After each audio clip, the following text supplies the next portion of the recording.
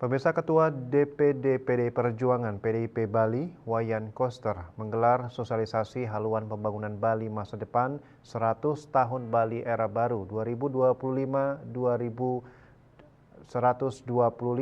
di Balai Budaya Gianyar Rabu 31 Juli.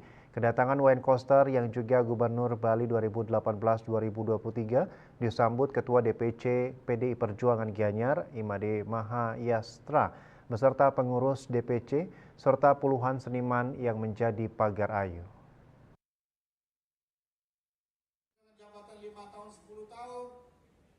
Acara sosialisasi haluan pembangunan Bali masa depan tersebut dihadiri ribuan orang meliputi klien dan bendesa adat se-Kabupaten Gianyar, tokoh masyarakat, tokoh agama, pemuda, organisasi wanita, dan lainnya.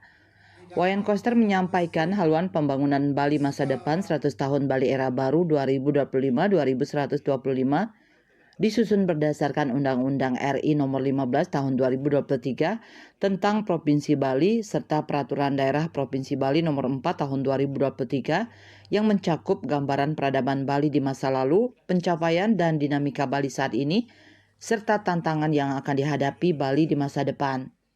Haluan pembangunan Bali masa depan 100 tahun Bali era baru 2025-2125 diikat secara skala niskala yang dilaksanakan berdasarkan visi Nangun Satkatiloka Bali melalui pola pembangunan semesta berencana menuju Bali era baru.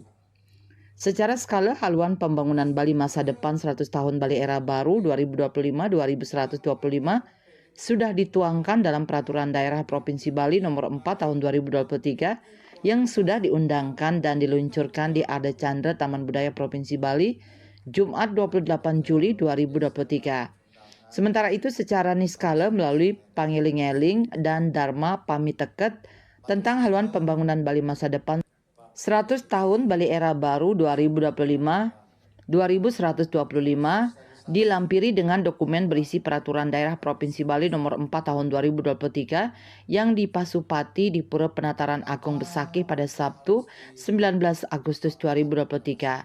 Politisi senior PDI Perjuangan asal Desa Sembiran, Kecamatan Tejakula, Buleleng ini memaparkan banyak orang luar datang ke Bali dengan berbagai kepentingan. Bali kini menghadapi banyak masalah mulai dari pencemaran air, sampah, limbah yang mengancam lingkungan, gunung dieksploitasi, alih fungsi lahan tinggi, dan lainnya. Itulah tantangan yang dihadapi. Kita mesti mampu mengembalikan alam Bali, kita harus menjaga alam Bali ini.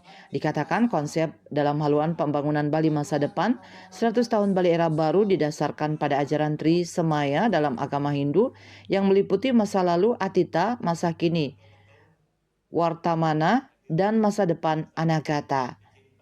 Koster memaparkan latar belakang implementasi haluan pembangunan Bali karena Bali memiliki alam yang indah, kebudayaan sehingga menjadi tujuan wisata dunia. Dengan 3 unsur utama sebagai pendukungnya yakni alam Bali, manusianya, dan budayanya. Pembangunan manusia Bali dalam berbagai aspek meliputi pembangunan sektor ekonomi. Koster menyinggung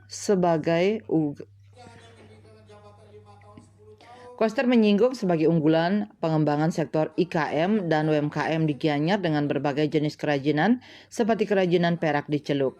Pembangunan di sektor infrastruktur mencakup penataan kawasan suci Pura Agung Besakih, Pelabuhan Sanur, Sampalan dan Bias Munjul, Shortcut Singaraja Mengwitani, Pusat Kebudayaan Bali, Tol Jagat Kati Bali, dan Tower Turya pada KBS. Wirnaya Bali Post melaporkan.